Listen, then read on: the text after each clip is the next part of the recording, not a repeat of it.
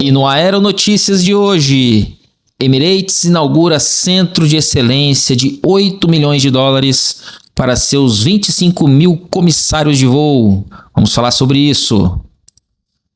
E a Azul recebe luz verde da Justiça Americana para novos contratos de leasing de aviões Airbus A330-200, aviões grandes, né? Aviões para viajar para a Europa, Estados Unidos, em meio à recuperação judicial. Olha aí que boa notícia para a Azul, hein? E Latam aumenta suas operações no Nordeste para a próxima temporada de verão. E Gol comemora a participação de 62% no aeroporto do Galeão, no Rio de Janeiro. Olha aí a Gol expandindo suas operações no Rio e transformando o aeroporto do Galeão, que estava muito ocioso, está fazendo o aeroporto voltar a ser com aquela grandeza que ele tinha, né, pessoal? Então, excelente notícia aí da Gol. Se você gosta do nosso conteúdo, gosta de acompanhar as notícias da aviação diariamente, se inscreva aqui no canal, compartilha, comenta e deixa o seu like, que isso é muito importante pra gente. Cada like que você deixa, o YouTube ele divulga o vídeo para pelo menos mais 10 pessoas. Então, a gente agradece muito a sua colaboração também. Muito obrigado, hein, gente? Então vamos lá, olha aí, ó. Então a Gol atinge 62% de participação no aeroporto do Galeão, no Rio de Janeiro, né? E fizeram uma festa, né? Com a equipe. Então, muito importante, tá, gente? Ó,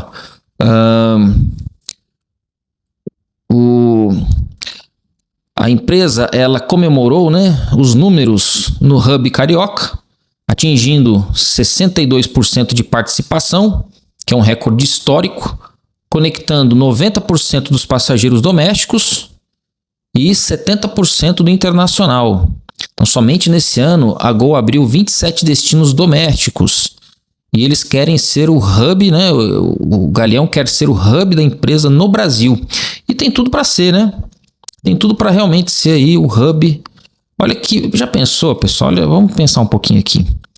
Já pensou se a gente tivesse um stopover no Rio de Janeiro? Você vai fazer uma conexão nacional ou internacional que seja, e você poder ficar, por exemplo, 24 horas no Rio para você pegar o seu próximo voo?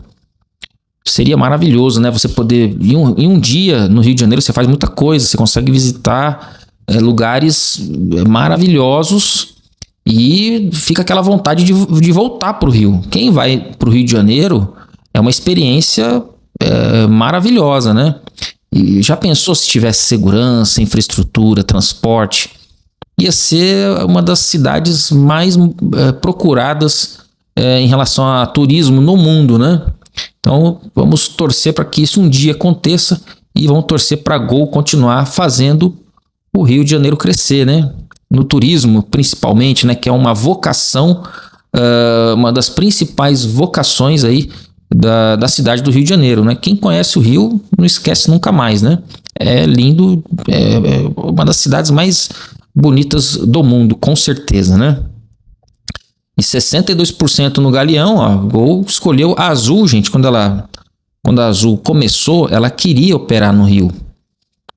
O Rio já estava pronto, o aeroporto do Galeão já estava pronto, aeroporto gigante, enorme e muito pouco utilizado. Tanto que o Terminal 1 lá, acho que está até hoje parado, né? Até hoje ainda não tem demanda para ficar todos os terminais funcionando.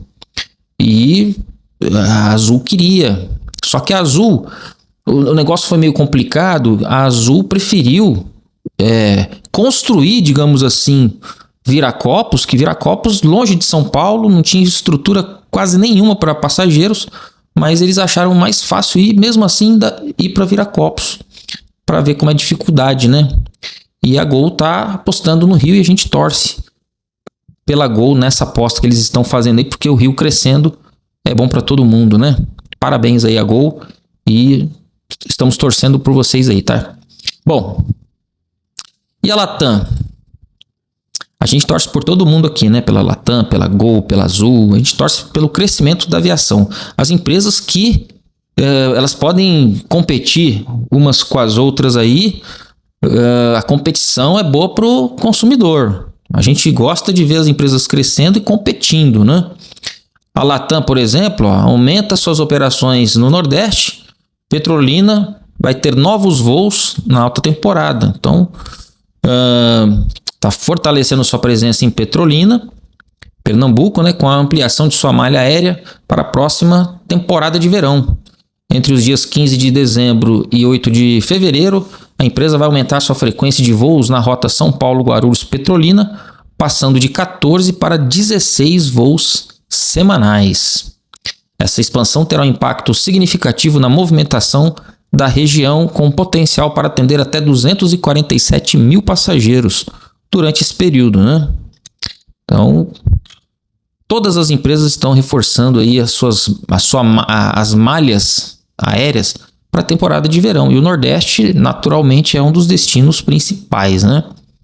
Além de Petrolina, a Latam vai aumentar 15% os voos para a Bahia, pelo mesmo motivo, né? Temporada de verão, ó. Então, aumento de 15% na frequência em 3 rotas importantes do estado, entre os dias 15 de dezembro e 8 de fevereiro. Então, o número de voos semanais saltará de 77 para 88, prometendo movimentar a economia local e facilitar o deslocamento de cerca de 500 mil passageiros durante esse período. Então, as rotas que terão oferta ampliada serão São Paulo, Guarulhos, Salvador, São Paulo, Guarulhos, Vitória da Conquista, e São Paulo, Guarulhos, Ilhéus. São Paulo, Salvador vai aumentar de 49 para 54 voos semanais. São Paulo, Guarulhos, Vitória da Conquista de 14 para 18. E São Paulo, Guarulhos, Ilhéus de 14 para 16 voos semanais, tá? Então, aí também vai aumentar, Rio de Janeiro, Santos Dumont, Salvador, com 7 voos semanais. E Rio de Janeiro, Santos Dumont para Porto Seguro também 7 voos semanais, né? Então, excelente notícia aí da Latam, que estamos aguardando processo seletivo da Latam para o ano que vem para comissários de voo, tá, gente? Eu vou falar sobre isso no final desse Aero Notícias aqui. Então, se você tem interesse em ser comissário de voo, no final eu vou comentar sobre isso, porque o processo seletivo para comissário de voo da Latam para 2026 promete ser recorde. Vai ser um recorde de contratações para comissário de voo, né? Bom, e a Azul?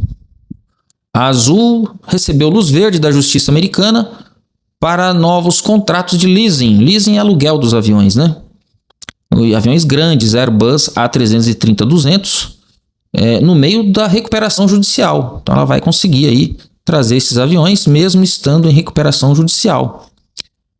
E o Airbus A330-200 é lindo, maravilhoso, né? Então, a empresa obteve autorização da Justiça dos Estados Unidos para firmar novos contratos de leasing de aeronaves e motores. Para quem não sabe, gente, esse avião tem 2 motores, né? O aluguel, ele é feito do casco, que é o avião, e dos motores, de cada motor. Às vezes você tem 3 contratos separados, um para o casco do avião, um para o motor 1, que é o motor do lado esquerdo, e um para o motor 2, que é o motor do lado direito, né? Então, às vezes, cada motor e o casco são de donos diferentes, você faz um contrato de aluguel separado para cada um, tá? Bom, então poderão ser feitos esses contratos aí, né? Parte de sua reestruturação financeira sob o capítulo 11 da Lei de Falências dos Estados Unidos, conforme está correndo o processo lá nos Estados Unidos. Quando fala Lei de Falências, significa que é uma recuperação judicial. A empresa ela entra nesse processo nos Estados Unidos, porque a legislação lá é menos burocrática, é mais profissional e a empresa tem mais proteções. Mas como é que a empresa brasileira entra com recuperação judicial nos Estados Unidos? É porque os contratos que a empresa faz, muitos deles são dos Estados Unidos, então tem impacto direto da empresa brasileira no mercado americano. Então, como tem contratos nos Estados Unidos, ela pode pedir essa recuperação judicial lá nos Estados Unidos. Se fosse uma empresa que não tivesse nada nos Estados Unidos, nenhuma operação, nenhum contrato, nada, aí não tinha como, né? O que não é o caso da Azul. E aí, ó, essa decisão aconteceu no dia 6 de outubro. Esse despacho judicial permite que a Azul e suas afiliadas celebrem contratos de leasing, ou aluguel, né, com empresas internacionais de aluguel de aeronaves e motores, né? Essa autorização viabiliza a empresa firmar locações de aeronaves Airbus A330-200 e seus motores, né, os GE CF6-80, operar os equipamentos de acordo com os termos acordados e modificar a suspensão automática de ações judiciais para facilitar a efetivação dos contratos. O juiz reconheceu que essas transações representam uma boa prática de gestão empresarial e são essenciais para os credores, além de garantir a continuidade das operações da empresa. Lá nos Estados Unidos, a lei ela visa que a empresa continue funcionando, que a empresa continue gerando receita. Aqui no Brasil não, a lei ela engessa a empresa, ela tenta garantir que os credores, digamos assim, principalmente os funcionários, recebam, e no final ninguém recebe nada, né? Demora anos e anos e anos. Se você olhar aí, ó, Varig até hoje não pagou, os credores, os antigos funcionários, VASP, enfim, né? Fica se arrastando por décadas, né? Lá não, lá é muito mais rápido, muito mais celery, muito mais rápido, né? Muito mais seguro, né? Por isso que eles entram lá, porque lá funciona, né? A Latam entrou nos Estados Unidos, saiu mais forte. A Gol entrou nos Estados Unidos, saiu mais forte também. E tenho certeza que a Azul entrou nos Estados Unidos e vai sair mais forte, né? Os contratos estabelecem cláusulas de confidencialidade, responsabilidades administrativas e garantias legais em favor dos arrendadores, que são os donos dos aviões, né, e dos motores. Em caso de inadimplência, os arrendadores terão direito de retomar as aeronaves e os motores após notificação em um prazo de 5 dias úteis, a menos que haja contestação judicial lá, né? Além disso, as partes podem alterar os contratos por mútuo acordo, sem necessidade de nova autorização judicial, e os arrendadores estarão protegidos contra possíveis reviravoltas da decisão em instâncias superiores. A Azul solicitou essa recuperação judicial nos Estados Unidos em julho desse ano, com o objetivo de reorganizar sua dívida com credores internacionais, né? Esse processo ocorre em paralelo à reestruturação que a empresa enfrenta no Brasil, onde também lida com desafios financeiros decorrentes do que aconteceu lá em 2020, né? Da crise que nós tivemos aí de saúde, né? E da valorização do dólar. Então a gente está tendo sorte que agora uma das estratégias do governo americano é que o dólar se desvalorize no mundo todo, né? Isso não é um fenômeno brasileiro, tá? É um fenômeno mundial, para eles poderem também trabalhar com a dívida gigantesca que o governo americano tem, né, gente? A dívida deles, a dívida pública, né? Mas isso aí é outra história. Bom, então excelente notícia para a Azul. Então ela vai poder fazer esses contratos de leasing. E a gente sempre comenta aqui, é muito importante porque a Azul ela faz uns contratos de wet lease com outras empresas e oferece serviços no Brasil, rotas da Azul com tripulação estrangeira, gente. Isso aí o sindicato já reclamou, a legislação brasileira não permite, mas a gente não sabe o que está acontecendo, qual foi a negociação que foi feita aí, porque tá todo mundo assim, ó, né? Então, a justiça não tá fazendo nada, então, não sei, acho que deixou de valer o Código Brasileiro de Aeronáutica e a lei do aeronauta. Pelo que eu sei, tá valendo. Essa lei aí continua valendo. O que diz a lei?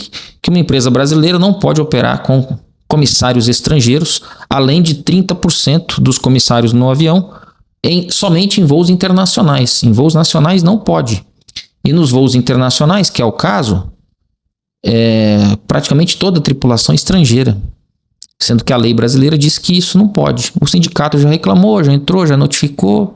Só que ninguém fala nada, né? Não tem mais notícia sobre isso aí, né?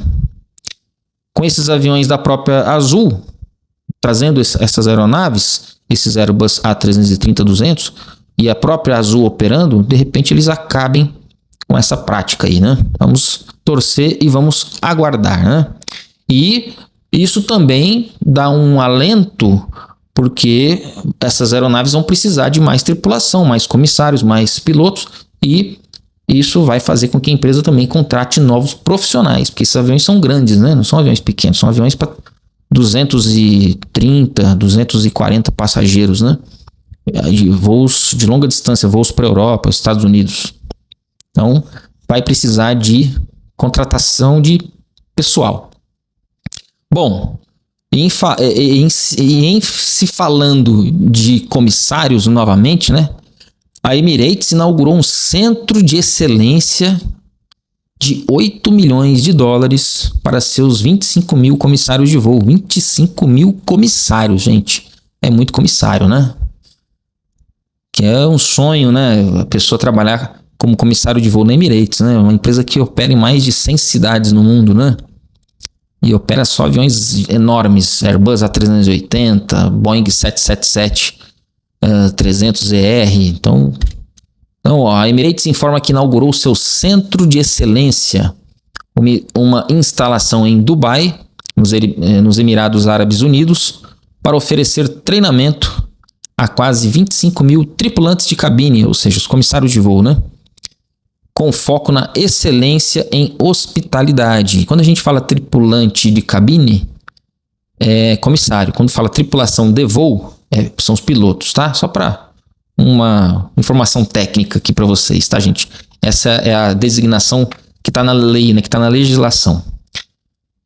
Com investimento de 8 milhões de dólares nas instalações e no programa de treinamento, a iniciativa conta com um amplo restaurante e lounge para até 170 convidados, cozinhas e 8 salas de aula tecnológicas. Mais de 10 mil tripulantes de cabine já serão treinados nas novas instalações até o final do ano. O Centro de Excelência em Hospitalidade da Emirates oferece uma variedade de treinamentos de serviço de alto nível, inspirados nos padrões de estrelas Michelin. Ó, chique, hein? Incluindo protocolos de alta gastronomia, engajamento do cliente e serviço à mesa. Ó. Em 2020, a Emirates iniciou uma colaboração com uma das principais escolas de gestão hoteleira do mundo. Aí agora meu francês, gente, francês é minha segunda língua, tá? Ó. École Hôtelière de Lausanne. Gostaram da minha pronúncia? École Hôtelière de Lausanne. Deve ser a escola de hotelaria de Lausanne. Lausanne deve ser... Tem Lausanne aqui na zona norte de São Paulo, né? Deve ser parecido com essa daí. Apesar do nome, é na Suíça, tá? Apesar de ser em francês, isso é na Suíça, tá? Para estabelecer uma nova estratégia de hospitalidade de alto nível. O Centro de Excelência em Hospitalidade da Emirates agora se destaca como a materialização desta estratégia, inspirando a tripulação de cabine, os comissários, a oferecer os 4 pilares da hospitalidade da Emirates nos céus: excelência, atenção, inovação e paixão. Olha que legal, hein?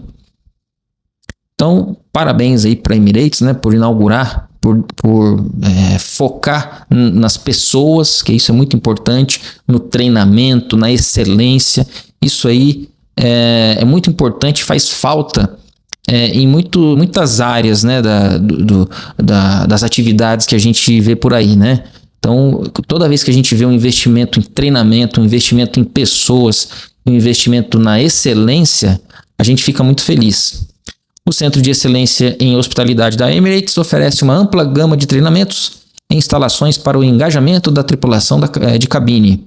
Comissários recém-recrutados serão treinados nas instalações, assim como tripulação já atuante, que recebe treinamento de atualização e aperfeiçoamento em diversas ocasiões durante o ano e durante também a sua carreira.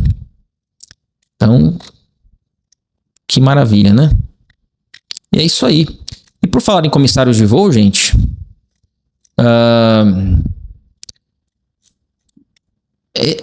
vocês estão vendo aqui esse foco da Emirates, ele está focando muito no atendimento, na hospitalidade, né, na atenção. Por que eles fazem isso, né? Porque o comissário de voo, ele é o embaixador da empresa aérea. Ele representa a empresa aérea e muitas vezes representa o país. No caso aí, os Emirados Árabes, né? Emirados Árabes Unidos. A Lufthansa, por exemplo.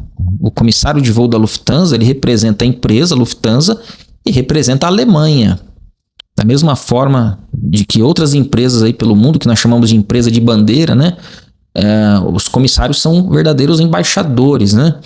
E todo esse investimento, ele acontece porque o comissário de voo, dentro de uma empresa aérea, ele é o colaborador que passa o maior tempo com o cliente. Então, a experiência do voo do passageiro depende muito de como é o atendimento que o comissário de voo está fornecendo ali para os clientes. Por isso que tem todo esse investimento aí. Esse investimento ele está dentro do planejamento estratégico da empresa.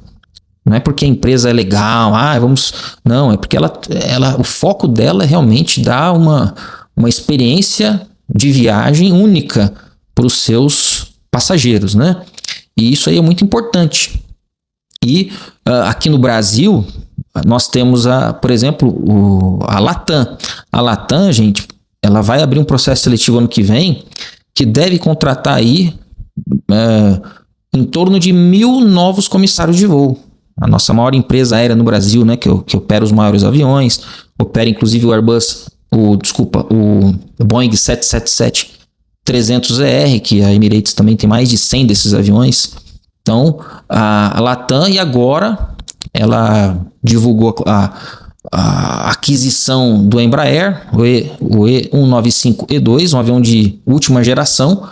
Então, tudo isso vai incrementar as operações da Latam aqui no Brasil e um mega processo seletivo.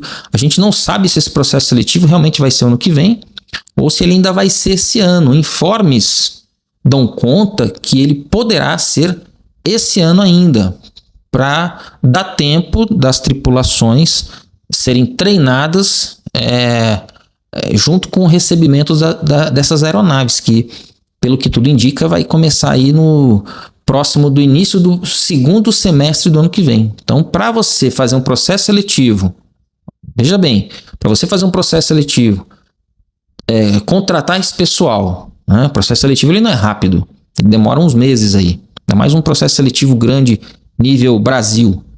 Aí você vai ter que contratar o pessoal. Contratação do pessoal e treinamento, isso aí demora até o meio do ano que vem, tranquilamente. Então, por isso que a empresa já está se movimentando, porque normalmente eles fazem um processo seletivo em fevereiro, final de fevereiro. Fevereiro vai ficar muito em cima, porque você vai fazer o processo seletivo em fevereiro. Esse processo seletivo ele vai até o meio do ano, só o processo seletivo, tranquilamente. Só que no meio do ano já vão começar a chegar as aeronaves, já vai ter que ter gente trabalhando nesses aviões. E se eles pegarem os comissários que já estão na empresa, eles vão ter que desfalcar esse pessoal para ensino, para treinamento, e aí esse pessoal vai ficar sem voar, né? E é uma aeronave nova na Latam, não dá para você fazer isso aí tudo online, não é um avião que a Latam está operando há anos, é um avião novo, um avião que a empresa vai começar a operar agora, então tem todo um cuidado na implementação desse novo avião, né, para que a segurança seja classe mundial, né? Então, pessoal, você que está pensando em ser comissário de voo, salário entre 7 e 11 mil reais líquidos mensais, todo mês na conta ali, entre 7 e 11 mil reais, isso salário normal, tá? E você ainda pode ter uma ajuda de custo que toda semana cai na sua conta, somando o que você recebe durante o mês, chega aí entre 2 a 3.200 reais. Você tem 10 folgas, pelo menos, todo mês, garantidas por lei. Além de folgas, você tem ajuda de custo, você tem sobreaviso, que você fica onde você quiser. Se você for acionado, você vai para o aeroporto. Se você não for acionado, você fica onde você quiser. Você pode passear, pode ir para o clube, pode ficar em casa, enfim, pode fazer o que você quiser. Se você for chamado, você tem que ir para o aeroporto. Isso que é o sobreaviso, né? Então, além de você poder nas férias ou nas folgas, poder viajar. Você pode viajar pelo Brasil, pode viajar pelo exterior. Então, se você está meio de saco cheio do seu trabalho, quer mudar de carreira, quer viver essa experiência de poder viajar, conhecer o Brasil, trabalhar em um ambiente que cada dia você vai ver uma pessoa diferente, cada dia é uma tripulação, é um piloto, é um copiloto, é um chefe de cabine diferente. Você não vai ter aquele problema de todo dia tratar com as mesmas pessoas, não tem aquela politicagem do trabalho, entendeu? Não leva serviço para casa, né? Terminou, chegou, acabou o trabalho. É lógico, é um trabalho como outro qualquer, um trabalho que tem os seus prós e os seus óbices também, né? É muito cansativo, enfim, mas a remuneração é boa e os benefícios são muito bons. Então, se você tem interesse, hoje vai ter a terceira aula e a mais importante do evento que o comissário Luciano, um dos maiores especialistas em desenvolvimento pessoal, que tem resultados fantásticos, está fazendo. Então, nesse evento, ele vai mostrar como passar nos processos seletivos. Ele tem larga experiência nesse trabalho. Então, se você tem interesse, vale a pena. O link está aqui na descrição. Você se inscreve para você poder ter acesso. A aula 1 e a aula 2 já estão liberadas. Então, você se inscrevendo, você vai ter acesso a essas duas aulas. E hoje, ao vivo, a aula 3 e a aula mais importante. Então, eu te convido aí para você assistir a essa aula, conhecer, se você não conhece, conhecer o comissário Luciano, e é uma das referências em desenvolvimento pessoal, formação de comissário de voo do Brasil, e ele tem resultados fantásticos. Ele vai mostrar para você como entrar nessa carreira, tá bom, pessoal? Então, o Aeronotícias fica por aqui e a gente se vê amanhã, tá bom? Um grande abraço e até a próxima. Valeu!